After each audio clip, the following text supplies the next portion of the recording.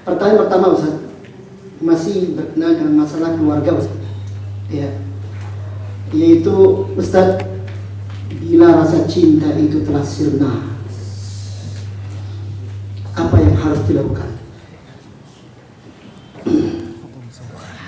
Yang lebih tua dulu. Alhamdulillah, bila cinta telah sirna, apa yang harus dilakukan? Pertanyaan ini bisa dari dua arah, dari suami, bisa juga dari istri. Kadang-kadang cinta itu sebenarnya belum mati, dia hanya redup atau layu. Tetapi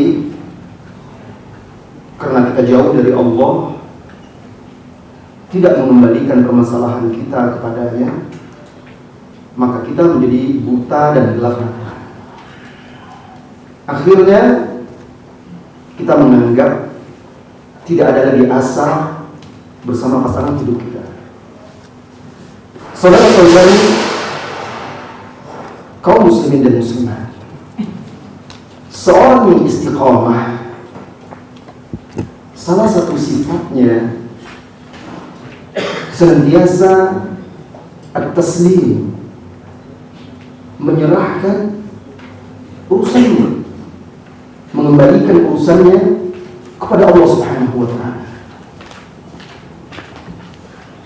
Ketika dia dihadapkan pada problematika rumah tangga yang sangat pelik, rumit dan berat, dia yakin, dia sadar bahwa dia memiliki Rabb yang maha besar, yang maha perkasa. Apa itu?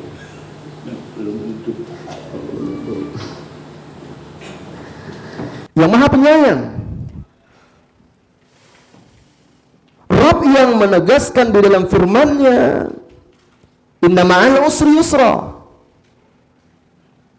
bersama kesulitan itu ada kemudahan. Maka dia kembalikan urusannya itu, memohon, bermunajat kepada Allah Subhanahu wa Ta'ala, meminta kekuatan, meminta petunjuk, karena dia yakin Rabb-Nya maha mendengar, maha mengetahui setiap permasalahannya. Karena Rabb-Nya lah yang memerintahkan dia untuk berdoa kepadanya, ud'uni astajib lakum, berdoalah, serulah, mintalah kepadaku, maka pasti aku akan mengabulkan. Orang yang istiqomah, dia senantiasa menjaga Allah dalam segala keadaan. Ketika lapang dia senantiasa menjaga Allah, mengingat Allah. Ketika susah, Allah mengingatnya pula. Dia senantiasa menjaga Allah. Kapan dia butuh kepada Allah, Allah ada bersama dia. Maka dia meminta, menggantungkan harapannya kepada Allah. Ini yang pertama harus Anda lakukan. Serahkan kembali kepada Allah Subhanahu wa Ta'ala. Karena hanya Allah lah yang bisa mengangkat segala kesusahan yang menimpa Anda dan keluarga Anda. Ini tauhid. Kemudian yang kedua, wahai saudaraku, segera, wahai saudaraku atau saudariku, segera introspeksi diri, muhasabah, bertaubat, beristighfar, memohon ampun kepada Allah Subhanahu wa Ta'ala. Karena permasalahan yang Anda hadapi, musibah, problematika, itu tidak lepas juga dari dosa-dosa dan kesalahan Anda. Bahkan dahulu ulama-ulama salaf, ada di antara mereka yang mengatakan, apabila dia melakukan atau lalai, lengah atau melakukan kesalahan, satu dosa, satu salah, bahkan dia merasakan dampak-dampak dari kesalahan yang dia buat itu pada istrinya, pada anaknya, pada hewan tunggangannya, kudanya, ontanya, bagalnya. Maka ketika kita lihat istri kita yang barangkali kurang patuh, dulunya tidak seperti itu, sekarang kok bisa berubah, anak juga, kita segera istighfar, mohon ampun, muhasabah, ada apa? Mungkin ada kesalahan kita yang kita belum bertobat, beristighfar, memohon ampun. Beristighfar, memohon ampun kepada Allah juga salah satu kunci keluar dari permasalahan.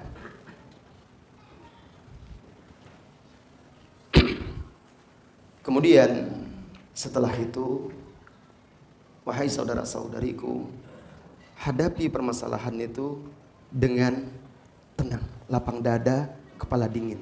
Lihat pasangan kita yang kita tidak suka perbuatannya, yang kita benci itu, selagi itu bukan dosa besar atau sesuatu yang menyebabkan seseorang keluar dari agama atau pelanggaran dosa-dosa yang sangat berbahaya, maka kalau ada akhlak, kelakuan, sifatnya yang tidak kita suka, maka pasti ada bagian sisi-sisi lain yang kita suka. Karena Rasulullah SAW juga menegaskan, mengajarkan kepada kita, janganlah seorang mukmin membenci habis-habisan seorang mukminah. Kalau dia membenci sebagian perilakunya, dia akan suka perilaku yang lainnya. Tidak ada manusia yang lengkap dan sempurna. Karena itulah kalian dipasangkan, dipertemukan oleh Allah agar bisa saling melengkapi kekurangan masing-masing. Pahami itu.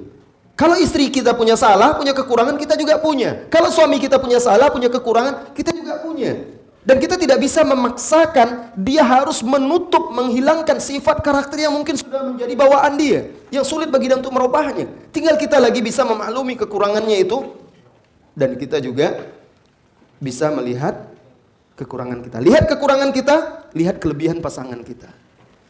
Rumah tangga tanpa menutup mata terhadap sebagian kelemahan dan kekurangan pasangan tidak akan bisa berjalan dengan baik. Karena tidak ada orang yang sempurna. Kemudian setelah itu, lihat, kalau Anda suami, lihat apa penyebab Anda mengatakan, merasakan bahwa sirna sudah tidak ada, cinta sudah sirna, sudah tiada lagi.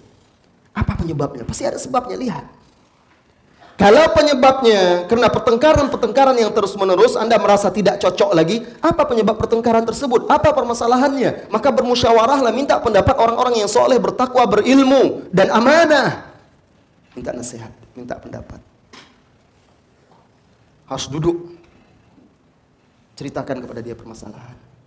Tidak apa-apa, ini bukan ghibah, bukan membuka aib, dalam rangka mencari jalan keluar kepada orang yang berilmu, bertakwa, dan amanah. Karena ini masalah rumah tangga. Orang yang bisa menyimpan, merahasiakan identitas Anda, sehingga aib itu tidak diketahui oleh orang lain. Jangan Anda mencari solusi di dunia maya, curhat sana sini, mencari yang perempuan, istri, karena sudah merasa bertengkar dengan suami, seolah-olah tidak ada lagi cinta di antara mereka berdua. Lalu curhat-curhat sana sini di internet, dapat serigala berbulu domba. Akhirnya menjadi korban lagi. Harus dengan orang yang berilmu, bertakwa, dan amanah. Minta pendapat dia, minta nasihat dia. Jadi sekitar 2 minggu yang lalu, saya ditelepon. Masih baru pulang dari kajian, masih di bandara, di Soekarno-Hatta sudah ditelepon waktu itu. Ustaz, saya Fulan, masih ingat dengan saya? Gimana saya ingat? Nama saja baru tahu. Kita pernah ketemu di mana? Dulu begini. Oh iya. Ada apa? Saya ada permasalahan rumah tangga Ustaz. Saya mau bicara sama Ustaz. Ini tidak tahan lagi. Saya hampir membunuh orang gara-gara ini. Dia bertugas juga di kepolisian. Hampir membunuh orang. Tapi saya ingat, saya sudah mulai belajar agama. Jadi saya takut nanti saya melakukan dosa lagi.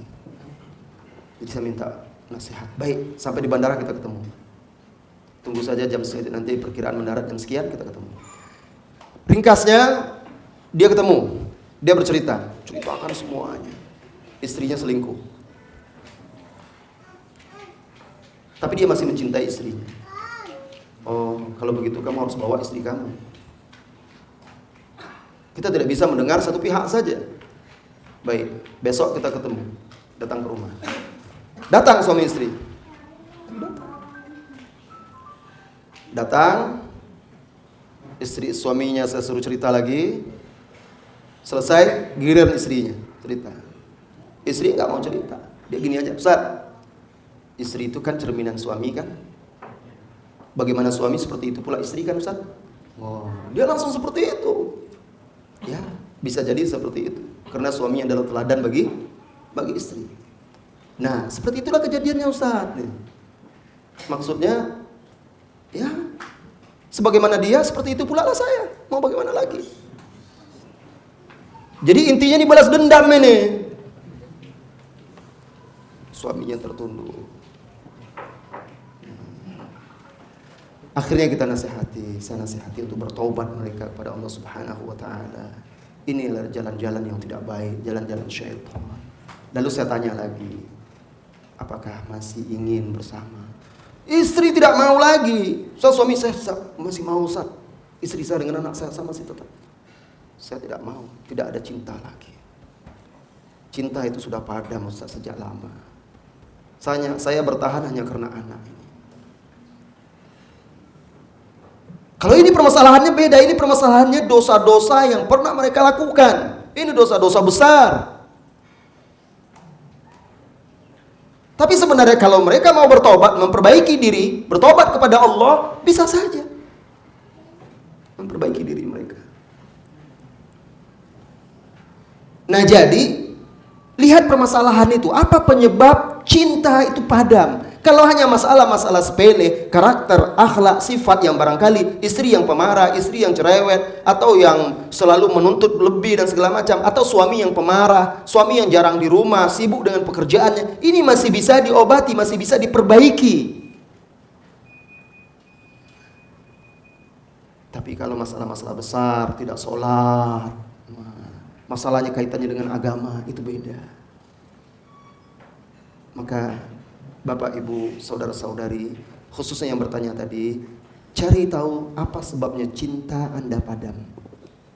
Apakah benar-benar sudah padam atau belum? Setelah itu baru bisa kita mengobatinya. Sekarang masih secara umum saja saya jawab. Secara umum untuk membuka cakrawala Anda, agar Anda bisa berpikir menempuh jalan apa untuk menyelesaikan permasalahan Anda. Ada pun masalah-masalah detailnya bisa nanti ke Ustadz Syafiq. Karena beliau yang di sini kan, kalau saya langsung pulang nanti. Sama pulang gitu. Kan di Jawa di sini. Silakan dilengkapi Ustaz. Masya Allah. Masya Allah. Ana rasa udah sangat lengkap ya penjelasan dari Ustaz Abu Zubair. Semua permasalahan itu ada penyebabnya. Itu yang perlu dicari terlebih dahulu, kemudian baru bisa diberikan solusi. Pernah di masa Umar bin Khattab radhiyallahu taala anhu, ada seorang tabi'in yang bernama Ibnu Abi Azrah Ad-Du'ali.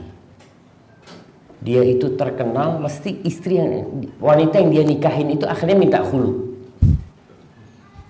Kayak gitu. Akhirnya si Ibn Abi Azrah ini nggak nyaman dengan informasi yang tersebar. Pasti wanita nikahin minta khulu. Akhirnya wanita nggak mau sama dia kawin. Suatu hari dia panggil Abdullah bin Abil Arqam. Nah, Abdullah bin Arqam, dia minta, kau ikut aku ke rumahku. Masih punya istri dia. Masuk ke rumahnya. Kau duduk sini, aku mau ngomong sama istriku. Apa pertanyaan suami? Ini kadang-kadang terjadi di rumah tangga. Pertanyaan, Mas, kau cinta nggak sama aku? Kamu sayang nggak sama aku? Itu kadang-kala istri tanya. Begitu pula kalau suami jarang. Istri yang dia sering bertanya tentang kesetiaan suami kepada dia. Pertanyaan Ibn Abi Azrah itu dia mengatakan kepada istrinya, Ansyuduki billah, atubghidinani? Aku minta dengan nama Allah, engkau benci nggak sama aku? Istri mengatakan, udahlah nggak usah ngomong masalah itu. Jangan kau menyusahkan aku. Aku minta dengan nama Allah, kau benci nggak sama aku? Nah, kata istri, iya aku benci sama kau. Ini nggak ada cinta, udah hilang itu cinta. Yuk langsung berangkat ke Umar bin Khattab. Dibawanya Abdullah bin Arqam. Ngomong dia laporan sama Umar bin Khattab. Kejadian kayak gini, ini wanita-wanita yang aku nikah itu semua benci sama aku. Ya gimana sebenarnya? Akhirnya mereka minta aku. Oh iya, tadi itu cerita Ustaz Abu Zubair. Harus mendengarkan dari dua belah pihak. Apa sih masalahnya sebenarnya? Sudah, suaminya pulang, istrinya dipanggil. Kata Umar bin Khattab mengatakan kepada dia, "Antillati tuhaddithina zawjaki annaki tubghidinahu." Engkau yang ngomong kalau kau benci sama suamimu. Kata istrinya, "Ya Amirul Mukminin, inni awwalu man taba wa raji' amrullah." Aku orang yang pertama kali tobat dan kembali kepada Allah. "Innahu ya Amirul Mukminin ansyadani billah." Wahai orang, dia itu minta dengan nama Allah. Ya kan kita kalau diminta dengan nama Allah kita harus jawab jujur. Fataharrajtu an akdzib. Aku nggak enak kalau suruh bohong. Udah minta nama Allah aku bohong lagi. Apa kata wanita ini? Afa akdzib ya Amirul Mukminin. Boleh nggak aku bohong, kata dia. Kata Umar bin Khattab, "Na'am, fakdzibi." Iya, kau bohonglah sama dia. Kita tahu kan? Ada 3 hal dusta yang diperbolehkan. Omongan suami istri, omong ketika peperangan, ketika memperbaiki satu orang. Kata Umar bin Khattab, "Fa in kanat ihdakunna la tuhibbu ahada." Kalau seorang di antara kalian tadi seperti pertanyaan tadi, udah nggak ada cinta, nggak suka sama seseorang, fala tuhadditsu bi, nggak perlu dia ngomong. Aku ini nggak suka sama, nggak perlu dia ngomong seperti itu. Kenapa? Fa inna aqallal buyut allati yubna 'alal hubb walakin an-nas yata'asharuna bil islam wal ihsan. Kata dia, nih rumah tangga yang dibangun di atas cinta tuh sedikit. Mereka itu bermuamalah karena ihsan dan Islam. Karena kita diperintahkan berbuat baik kepada istri. Walaupun aku nggak suka, Allah berfirman, fa in karihtumuhun. Kalau kau benci sama istrimu, bayangkan Allah berbincang dalam konteks suami benci sama istrinya. Apa kata Allah, ceraikan? La. Fa in karihtumuhunna fa asa an takrahu syai'an wa yaj'alallahu fihi khairan katsira. Bisa jadi yang kalian benci itu Allah jadikan kebaikan yang banyak di situ. Maka diperintahkan bohong. Ketika ditanya, "Demi Allah, kau cinta sama aku?" "Demi Allah, aku cinta sama kamu, Mas." Oh. Nggak bohong, kata dia. "Ya Allah, Mas, aku cinta mati sama kamu, Mas." Padahal sudah bosan di rumah. Tapi nggak apa-apa sih, Mas. Sedikit tuh rumah yang dibangun di atas cinta tuh sedikit. Yang tadi disebutkan oleh Ustaz Abu Zubair, gara-gara anak. Kenapa? Allah mengatakan wa ja'ala bainakum mawaddatan wa rahmah. Allah menjadikan di antara kalian mawaddah, cinta. Rahmah itu adalah rahmat sang suami atau sang istri kepada pasangan hidup. Kesian. Kenapa? Kayak yang tua-tua ini. Mungkin sudah bosan lihat istrinya. Ya Allah, wis tua gitu. Ustaz Abu Zubair 3 masih muda. Masa anak nggak bisa? Ada kan lihat. Dia bosan sama istrinya gitu kan. Lihat kepada kelebihannya. Jangan lihat kepada kekurangannya. Lihat. Bismillah, sedikit rumah yang dibangun di atas cinta itu sedikit. Yang ada itu mesakno.